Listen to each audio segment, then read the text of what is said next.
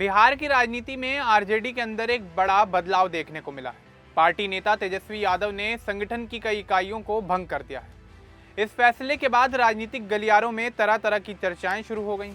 कुछ लोग इसे बांकीपुर उपचुनाव से जोड़कर देख रहे हैं, लेकिन पार्टी के अंदर की कहानी कुछ और ही बताई जा रही है। इसी बीच संगठन में बदलाव को लेकर कई तरह की अफवाहें भी फैलने लगी और कुछ नेताओं की भूमिका पर सवाल उठाए जाने लगे। अब सबसे बड़ा सवाल यही है कि नए संगठन में कौन कौन शामिल होगा और क्या कुछ बदलाव होंगे। तो चलिए आगे बढ़ते हैं और आपको विस्तार से बताते हैं कि आखिर क्या है ये पूरा मामला। दरअसल बांकीपुर विधानसभा उपचुनाव जुलाई 2026 के आखिर में हुआ था। यहाँ 30 जुलाई को मतदान हुआ और 3 अगस्त 2026 को चुनावी नतीजे सामने आए। इस चुनाव में जनसुराज पार्टी के प्रशांत किशोर ने जीत दर्ज की। उन्हें करीब 64,000 वोट मिले। बीजेपी के उम्मीदवार नीरज कुमार दूसरे नंबर पर रहे, जबकि आरजेडी की उम्मीदवार रेखा कुमारी तीसरे स्थान पर रही। उन्हें करीब 14,000 वोट मिले और उनकी जमानत भी जब्त हो गई। इससे पहले हुए विधानसभा चुनाव में रेखा कुमारी को ज़्यादा वोट मिले थे, लेकिन इस बार उनके वोट काफ़ी कम हो गए। इस हार के बाद आरजेडी के अंदर चर्चा तेज हो गई। इसी बीच कई तरह की अफवाहें भी फैलने लगी। एक अफवाह यह थी कि तेजस्वी यादव का अमित शाह के साथ कोई समझौता हो गया है और इसी वजह से वह सिर्फ विपक्ष में बने रहने की लड़ाई लड़ रहे हैं। दूसरी अफवाह यह थी कि तेजस्वी यादव यूरोप जाकर नागरिकता ले लेंगे। ये बातें उपचुनाव के दौरान तेजी से फैल गईं।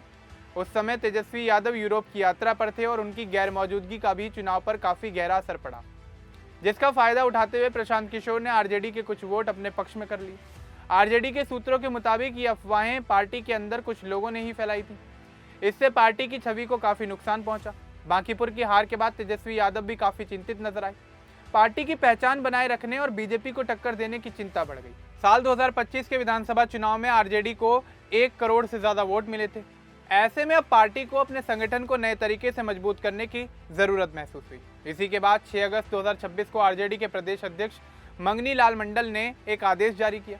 यह फैसला तेजस्वी यादव से बातचीत के बाद लिया गया। आदेश के तहत प्रदेश से लेकर जिला, प्रखंड और पंचायत स्तर तक पार्टी की सभी संगठनात्मक इकाइयों को भंग कर दिया गया है। पार्टी के अलग अलग प्रकोष्ठ और समितियां भी खत्म कर दी गईं। पुराने सभी संगठनात्मक आदेश रद्द कर दिए गए हैं। अब जल्द ही नई टीमें बनाई जाएंगी। पार्टी की ओर से कहा जा रहा है कि पुराने और समर्पित कार्यकर्ताओं को सम्मान दिया जाएगा और नए लोगों को भी जिम्मेदारी दी जाएगी। इस फैसले को लेकर वरिष्ठ पत्रकार ओम प्रकाश अश्क ने कहा कि विपक्ष की राजनीति में सही मुद्दे की तलाश बहुत जरूरी है। उनका कहना था कि तेजस्वी यादव कई बार मुद्दे के समय दिखाई नहीं देते। वहीं पार्टी के स्थापना दिवस के दौरान उदय नारायण चौधरी ने कहा था कि तेजस्वी यादव को कार्यकर्ताओं से लगातार मिलते रहना चाहिए। उन्होंने कहा था कि सिर्फ अंदरूनी खींचतान से काम नहीं चलेगा और संगठन को एक सधे हुए तरीके से खड़ा करना जरूरी है। वहीं भाई वीरेंद्र जैसे आरजेडी नेताओं ने कहा कि संगठन को मजबूत करने के लिए यह फैसला लिया गया है। उन्होंने कहा कि पार्टी के समर्पित लोगों को मौका दिया जाएगा।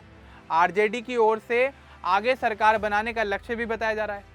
फिलहाल नए संगठन के गठन की प्रक्रिया शुरू होने की उम्मीद है। पार्टी की ओर से अफवाहों को लेकर सफाई भी दी जा रही है। अब आगे पार्टी का रुख काफी हद तक इस बात पर निर्भर करेगा कि नया संगठन आखिर कैसे बनाया जाता है। कार्यकर्ताओं की भूमिका और पार्टी की सक्रियता यह तय करेगी कि आरजेडी आने वाले समय में कितनी ज्यादा मजबूत होती नजर आएगी। अब इस पूरे मामले को लेकर आपका क्या कुछ कहना है, हमें कमेंट बॉक्स में जरूर बताएं। बाकी इस तरह की और अपडेट्स हमारे चैनल को सब्सक्राइब करना ना भूलें। धन्यवाद।